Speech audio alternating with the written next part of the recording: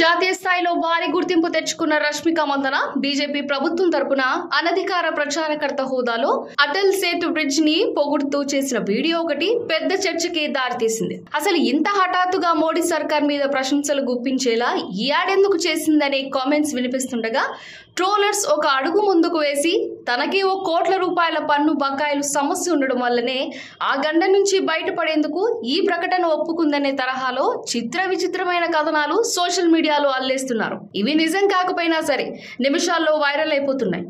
సెలబ్రిటీనే కాదు, ఎవరికైనా దేనికైనా తమ అభిప్రాయం చెప్పే హక్కు ప్రజాస్వామ్యంలో ఉంటుంది. స్టార్లు కాబట్టి వాళ్ళ ప్రతి మాట చర్య భూతద్దంలో చూస్తారు. ఇటీవలే అల్లు అర్జున్ జస్ట్ ఫ్రెండ్ కి మద్దతు తెలపడం కోసం నంద్యాల వెళ్తే ఎంత దుమారం రేగిందో చూస్తున్నాం. ఇప్పుడు రష్మిక చర్య కూడా ఇంచుమించు అలాంటి రియాక్షన్లే తెచ్చుకుంటోంది. ప్రతిపక్ష కాంగ్రెస్ ఆ బ్రిడ్జ్ కైన ఖర్చు టోల్ రూపంలో వస్తున్న ఆదాయానికి ఏమాత్రం పొందన లేదంటూ అంకెలతో సహా ఆధారాలను బయటపెట్టి రీట్వీట్ చేసింది. ఉద్దేశాలు ఏమైనా రష్మిక మందనకు సపోర్ట్ గా బీజేపీ అనసూయాలు ఆమె చేసింది సరికాదని చెప్పేందుకు ఇతర పార్టీ అనుచరులు రెండుగా విడిపోయి డిబేట్లు పెట్టేసుకున్నారు. అయినా సెలబ్రిటీలు తమకు నచ్చిన పనులు చేసినా ఇలా వేలెత్తి చూపడం ఎంతవరకు సబబని అభిమానులు ప్రశ్నిస్తున్నారు. ఒకేసారి 4 సినిమాలతో బిజీగా ఉన్న శ్రీవల్లికి ఆగస్టులో రిలీజ్ అయ్యే పుష్ప 2 ది రూల్ కీలకం కానుంది. దర్శకుడు సుకుమార్ మొదటి భాగాన్ని నుంచి ఇందులో ఎక్కువగా లెంత్ ఇచ్చాడని, పర్ఫార్మెన్స్ కి భారీ స్కోప్ ఉంటుందని